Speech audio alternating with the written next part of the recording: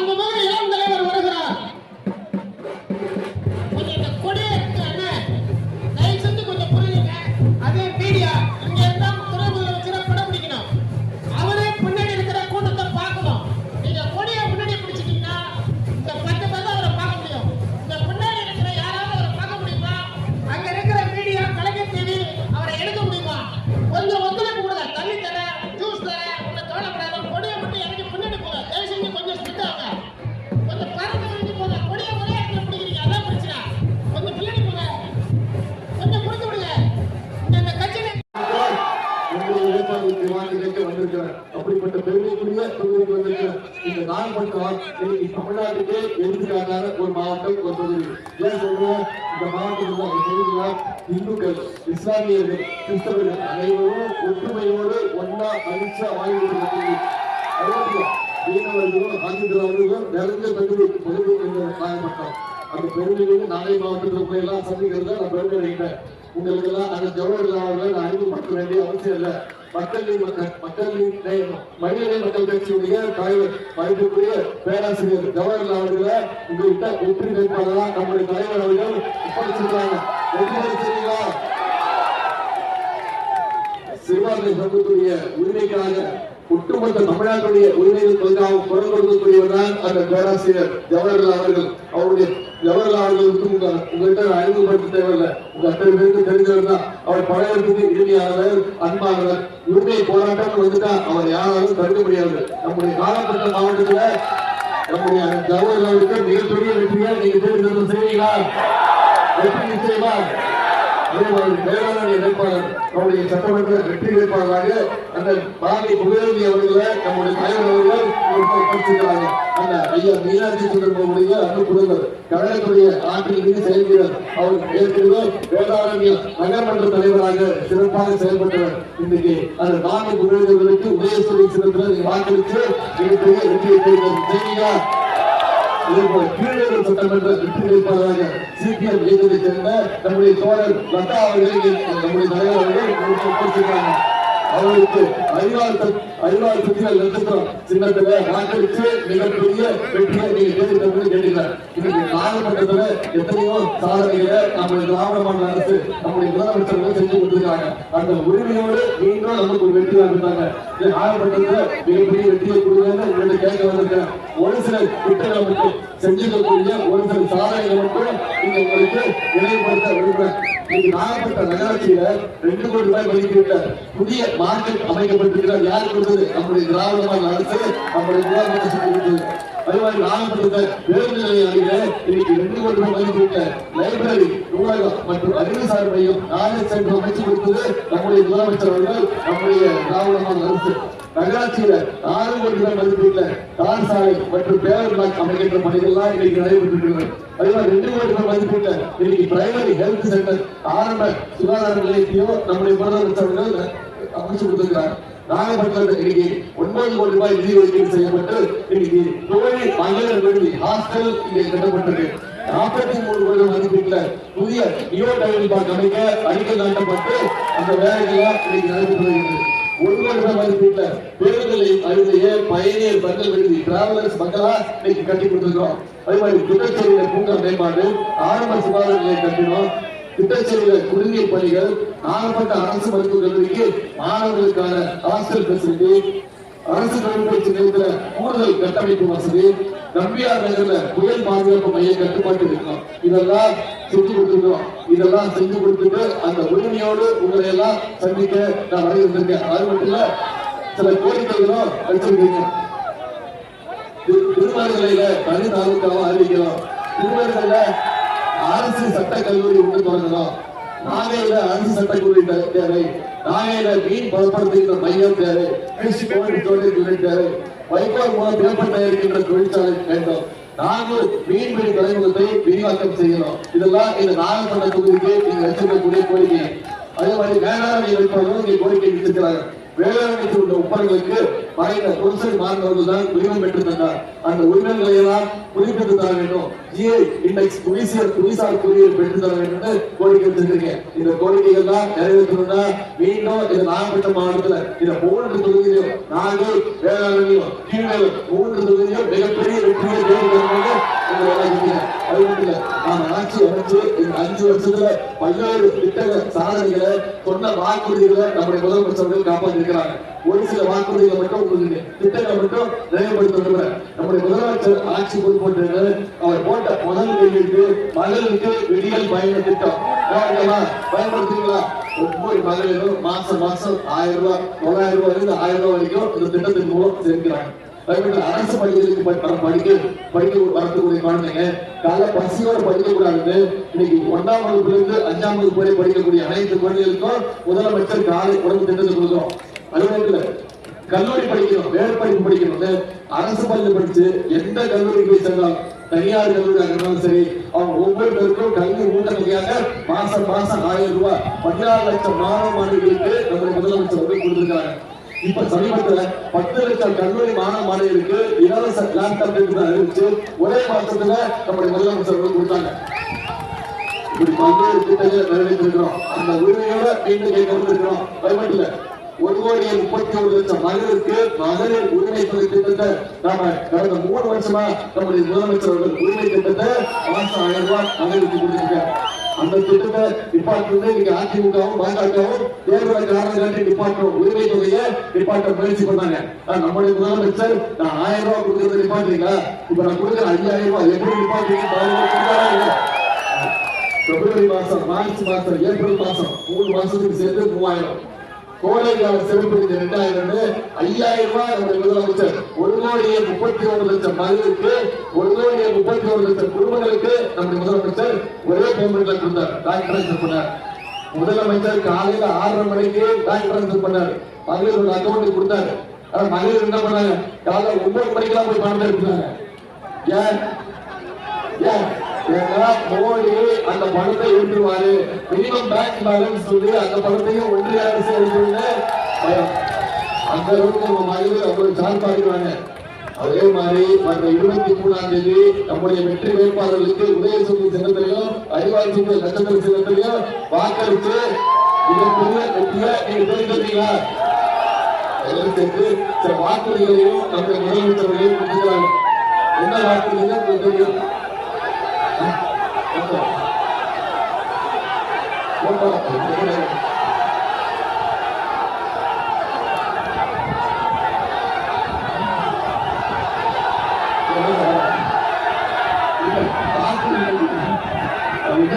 உலக புகழ் மட்டும் போடுறோம்.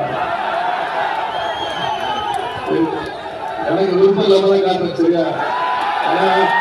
காட்டு கேட்டா அது கோபம் வருது. எடப்பாடி பழனிசாமி கோபப்படுறாரு. நான் பொறுப்பு சரியா, உங்களுக்கு கம்பெனி பொறுப்பு இல்லை. என்ன சொன்னேன், இது காட்டு அதான் சொல்லிடுறேன். என்னன்னு சொல்லிடுறேன். ஏன் போட்டேன் என்னன்னு சொல்லிடுறேன். எடப்பாடி பழனிசாமி அவர்கள நான் என்ன சொல்றேன், முதலமைச்சர் திருப்பி சொல்றாரு, இந்த சட்டமன்ற தேர்தல் டெல்லி அணியா தமிழ்நாடு அணியா?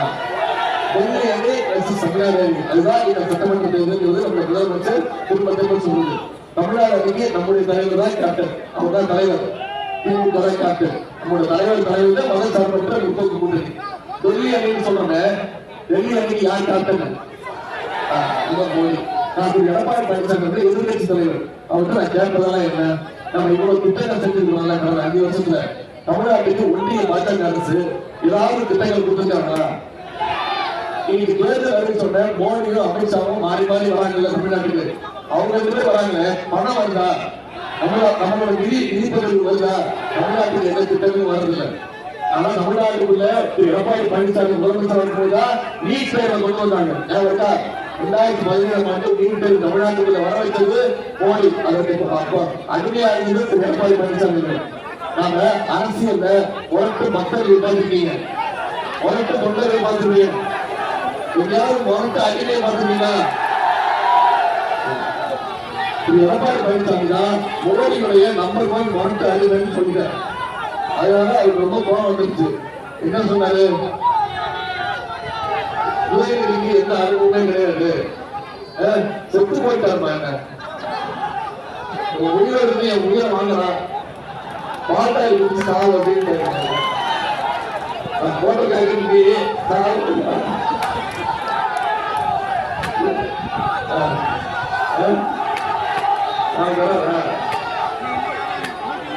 அவருக்கு போட்டோ.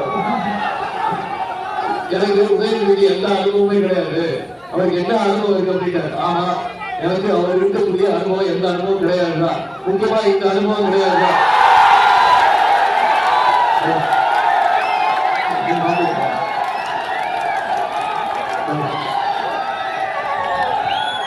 ஒருத்தர் படுத்துருக்காரு,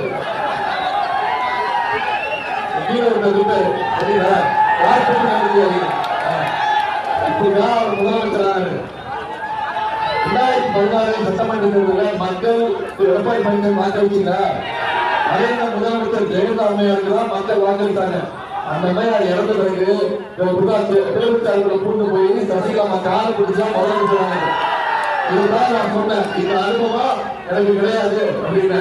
யார் காலையும் பிடிச்சு பதவி வாங்குற அனுபவம் எனக்கு கிடையாது, யாருக்கும் பயப்படுற அனுபவம், தண்ணீருக்கு பயப்படுற அனுபவம் எனக்கு கிடையாதுன்னு இதுதான் சொன்னேன்.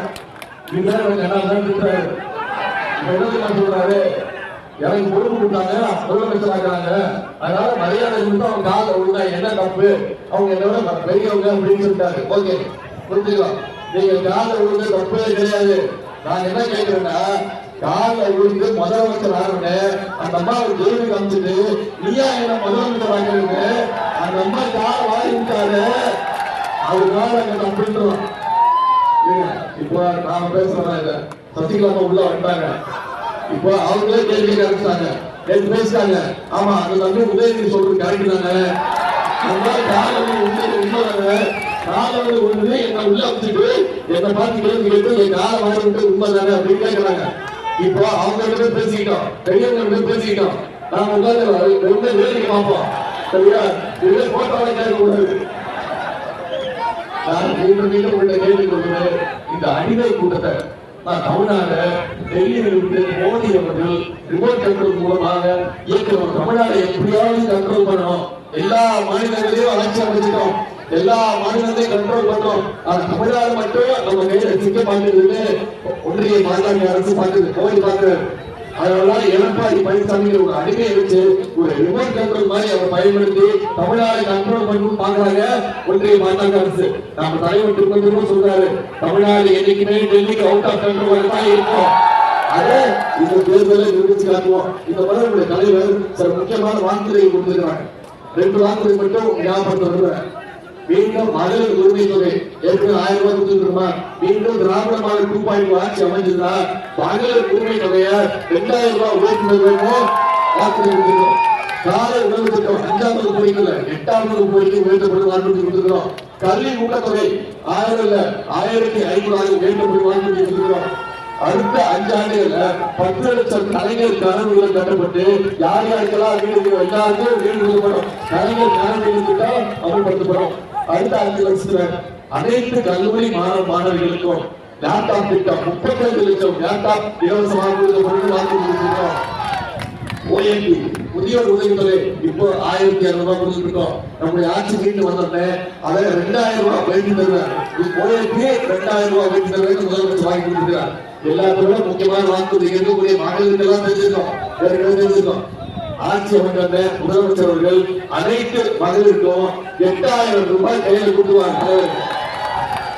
அது விட்டு மகளிர் அவங்களுடைய வீடுகளுக்கு என்ன மின்சாரம் போட்டு தேவையோ அது அவங்களே முடிவு பண்ணி அவங்களே வாங்கிக்கலாம். அப்படிங்கிற முக்கியமான வாக்குறுதியை கொடுத்துருக்கோம். இதெல்லாம் நடைபெறணும்னா சட்டமன்ற தேர்தல் நிச்சயம் திராவிட மாடல் 2.0 நம்முடைய முதலமைச்சர் ஆட்சி அமைக்கும் போது உறுதி.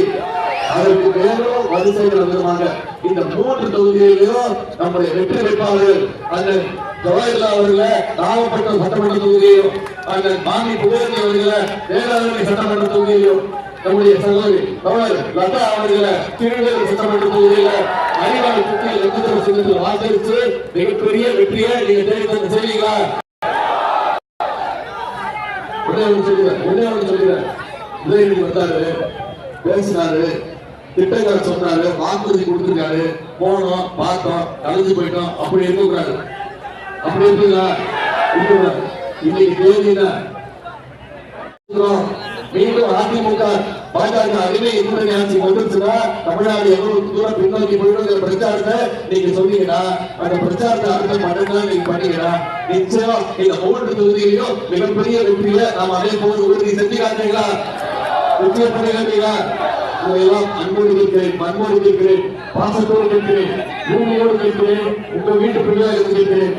இந்த பொறுமையா சொல்ற தலைவருடைய மகனாக இருந்து கேட்கிறேன், டாக்டர் கலைஞருடைய பேரனாக இருந்து கேட்கிறேன், அண்ணன் ஜவஹர்லால் அவர்களையும் அண்ணன் மாமி புகழேந்தி அவர்களையும் தோழர் லதா அவர்களையும் அதிகமான வாக்கு வித்தியாசத்தில் 3 சட்டமன்றத்தையும் வெற்றி பெற வச்சு சட்டமன்றத்தில் அனுப்புங்க. உங்களுடைய குரலாக நிச்சயம் அவங்க சட்டமன்றத்தை மொழிபாக குறிப்பிட்டு இந்த வரவேற்பை மீண்டும் என்னுடைய நன்றியை